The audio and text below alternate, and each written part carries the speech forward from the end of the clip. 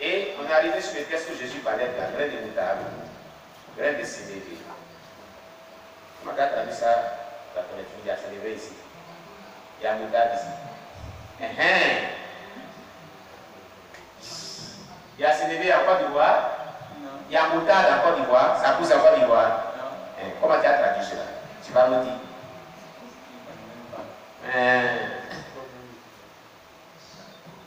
Mais on a trouvé, parce que quand on finit de faire, on finit de traduire, on va faire un texting auprès des chefs du village et des vieillards qu'on expose avec eux.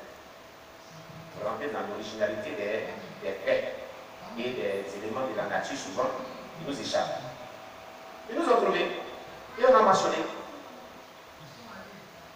Bon, je les ai laissés parce que l'année académique, je suis chargé. J'ai travaillé quelques mois avec eux et je les ai laissés. Mais on était en train d'aller maintenant, c'est philippien, thessaloniciens, et terminé. Nous, on est arrivé vers Apocalypse 3 même. Et maintenant, ils ont couplé le livre, tout le Nouveau Testament.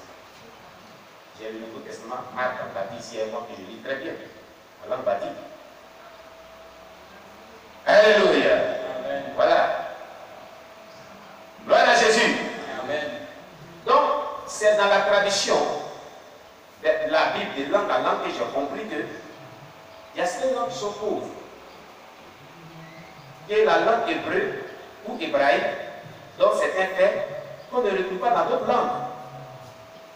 Qu'on n'arrive pas vraiment à trouver la prononciation, le vocabulaire dans d'autres langues. Vous comprenez? On a eu cette difficulté. Gloire à Jésus. C'est différent de ce que le pasteur Oscar dit, qui est sur la chaîne. La Bible sévère, la Bible tardive, la Bible tord, la Bible du domaine de Jéhovah sont des fausses Bibles. Ne les utilisez pas. Je vous dis, ne les utilisez pas.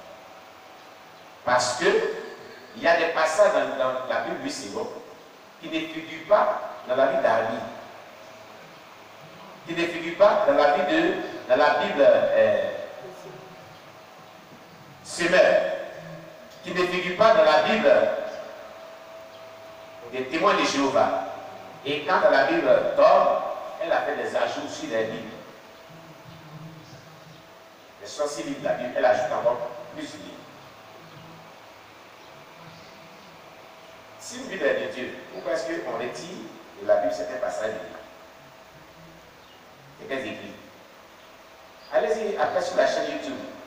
Il a donné un enseignement dessus, il a pris ses Bibles, il donne tel passage, il dit aussi à ses poulettes là, fouille dans Darby. Tel passage, fouille dedans. Voici, il y en a.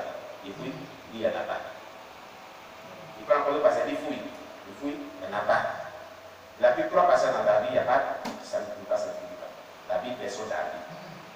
Il était apprécié par les théologiens, il y a un piège dedans. C'est une Bible qui a été conçue spécialement pour les intellectuels. Le français est très lourd. Ils ont dit qu'ils ont fait ça spécialement à cause des universitaires, des professeurs à l'université. Ils n'ont pas un langage bas. Mais il y a eu des pièges dedans, il y a eu 3 passages de la Bible qui ne figurent pas. C'est déjà une porte d'ouverture, c'est déjà une correction. Quand on la Bible sévère, même chose. C'est dans cette optique-là, il y a un langage très élevé, philosophique. Ils ont conçu cette Bible. Mais il y a plus de 3 ou 4 passages qui ne figurent pas dans la Bible sévère. Qu'on trouve dans lui sévère, qu'on ne trouve pas dans la Bible sévère. Quelqu'un le comprend bien. Quand à la Bible publique des choses, le témoin de Jéhovah, il y a 15 passages bibliques. 15! Ils ne sont pas, ils sont dans lui sévère, qu'on ne trouve pas dans le témoin de Jéhovah. Ou du Satan. Autrement, Satan. Quand la Bible, comme je vous l'ai dit, ce sont des ajouts.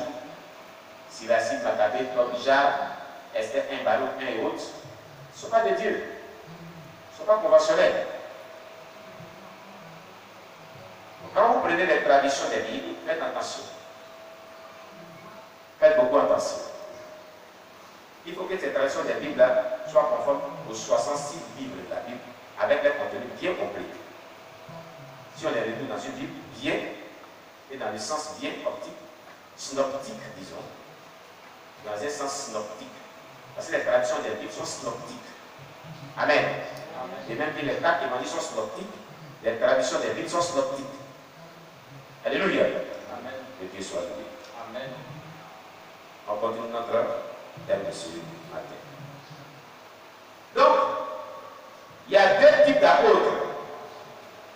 Il dit, et ayant reconnu la grâce qui m'avait été accordée, Jacques, Céphas et Jean, ils sont regardés comme des colonnes et donnèrent à moi et à Barnabas la main d'association avec nous allions, nous vers les païens et eux vers les circoncis. Donc, vous voyez, ce n'était pas Pierre seulement qui était apôtre des croyants. Il y avait aussi Jacques, il y avait aussi Céphas, il y avait aussi Jean. Tous ces apôtres-là, est-ce que vous les avez vus implanter l'église? Vous les avez vus implanter l'église? Voilà. Il y a que Paul et Barnabas. Paul et Barnabas sont compagnons de nous. N'est-ce pas? Timothée. N'est-ce pas? Voilà. Donc il y a les apôtres missionnaires, pionniers, implanteurs d'église. Et il y a les apôtres qui sont focalisés, qui travaillent au milieu du peuple de Dieu pour affermir les foi et les amener à croître, à ne pas dévier la sainte doctrine. Amen, amen. Alléluia. Amen. Si tu as appelé un ministère d'apôtre, quel type d'apôtre? C'est la même chose. Hein? Il y a différents types d'évangélistes. Il y a différents types de pasteurs. Il y a différents types de prophètes. Il y a différents types de docteurs. Plus tard, on verra cela. Vous allez comprendre cela. Amen. Amen. Oui. Acclame le Seigneur Jésus-Christ.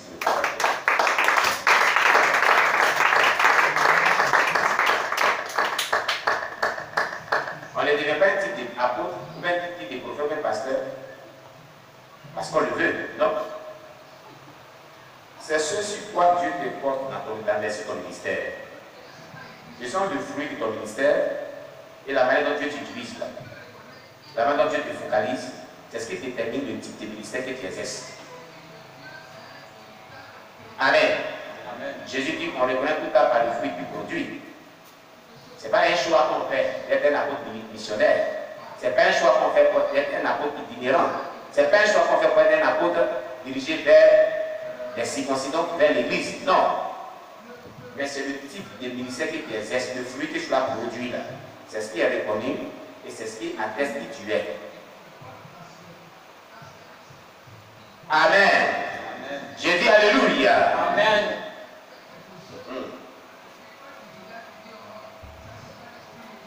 La grâce,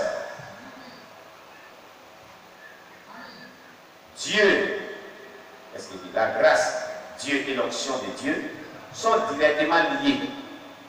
Vous pouvez regarder, la grâce, Dieu et l'onction de Dieu, ces trois identités spirituelles sont directement liées. La grâce, Dieu et l'onction de Dieu.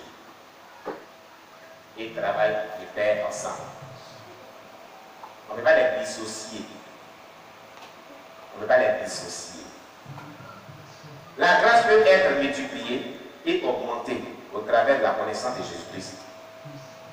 Quand tu as la connaissance de Jésus-Christ, Dieu multiplie et augmente la grâce de Dieu sur ta vie. Amen, amen. Alléluia. 2 Pierre 1, verset 2. 2 Pierre chapitre 1, verset 2. 2 Pierre chapitre 1, verset 2.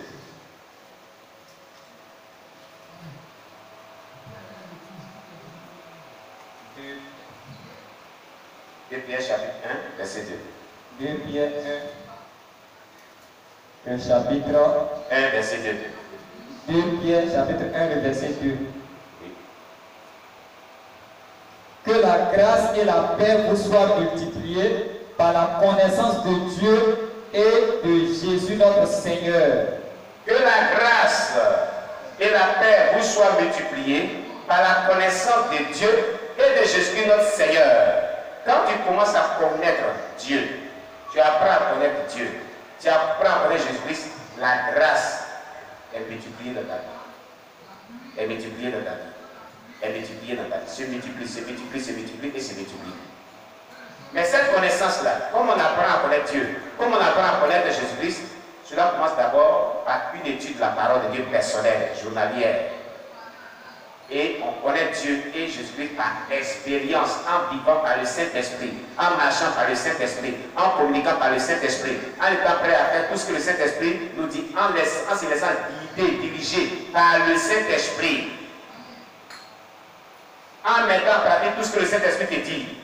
Voilà comment on apprend à connaître Dieu, voilà comment on apprend à expérimenter Dieu et Jésus-Christ. La vraie connaissance, elle est théorique, en étudiant théoriquement la parole de Dieu. Et elle est pratique en marchant par le Saint-Esprit, en vivant par le Saint-Esprit, en communiquant avec le Saint-Esprit. Quand vous avez une telle vie, et vous avez donné une telle vie, la grâce de Dieu se multiplie dans votre vie. Et votre vie est comblée de bonheur. Et vous sentez que vous vivez vraiment une vie chrétienne. Alléluia. J'ai dit Alléluia. Amen. Nous pouvons grandir dans la grâce. On peut grandir dans la grâce. Selon 2 Pierre chapitre 3 verset 18. 2 Pierre chapitre 3 verset 18. Nous pouvons grandir dans la grâce. 2 Pierre chapitre 3 verset 18. Oui. Mais croissez dans la grâce et dans la connaissance de notre Seigneur et Sauveur Jésus-Christ. À lui soit la gloire maintenant et pour l'éternité. Vous comprenez? On nous demande, nous les chrétiens, de croire, c'est-à-dire de grandir dans la grâce et dans la connaissance de notre Seigneur Jésus-Christ, notre Seigneur Sauveur Jésus-Christ. Est-ce que tu grandis dans la grâce de Dieu? Est-ce que tu grandis dans la connaissance de Jésus-Christ? La connaissance de Jésus-Christ n'était pas stagnante. Est-ce qu'elle évolue? Est-ce qu'elle est grandie? La grâce que Dieu a mis dans ta vie, est-ce qu'elle grandit? Est-ce qu'elle se développe? Tu comprends? Il faut te poser ces questions aujourd'hui. Quand est-ce qu'on peut dire une personne grandit en connaissance de Jésus-Christ? C'est par les expériences que la personne fait avec le Saint-Esprit et sa connaissance de la parole de Dieu qu'elle met en pratique. C'est tout. Quand tu mets en pratique les leçons spirituelles que tu tires des études de la parole de Dieu et que tu marches par le Saint-Esprit et que tu es soumis au Saint-Esprit, alors là, tu vas grandir en grâce et en connaissance de Jésus-Christ. Plusieurs chrétiens sont stoppés depuis le bas niveau de la vie chrétienne. Et leur connaissance de Jésus-Christ n'a jamais évolué. Leur grâce n'a jamais évolué. Elle est stagnante. Parce qu'ils sont paresseux dans la mise en application aux enseignements de Dieu. Ils sont paresseux à la soumission au Saint-Esprit. Ils refusent de faire ce que Dieu veut dans leur vie. À un moment. Ils ont une désobéissance à la parole de Dieu. Une désobéissance à la voix du Saint-Esprit. Alors pour lui remédier, c'est d'avoir une obéissance au Saint-Esprit et une obéissance aux enseignements que vous recevez comme leçon spirituelle. Mettez cela en pratique, vous allez grandir ou croire dans la connaissance de la grâce de Dieu et de la connaissance de Jésus-Christ, notre Seigneur et Sauveur personnel. Amen, amen, amen. Amen. Lorsqu'on grandit dans la grâce, on grandit aussi dans l'onction de Dieu. Nous devons croire de grâce en grâce selon Jean 1, verset 16. Jean chapitre 1, verset 16. L'évangile de Jean chapitre 1, verset 16.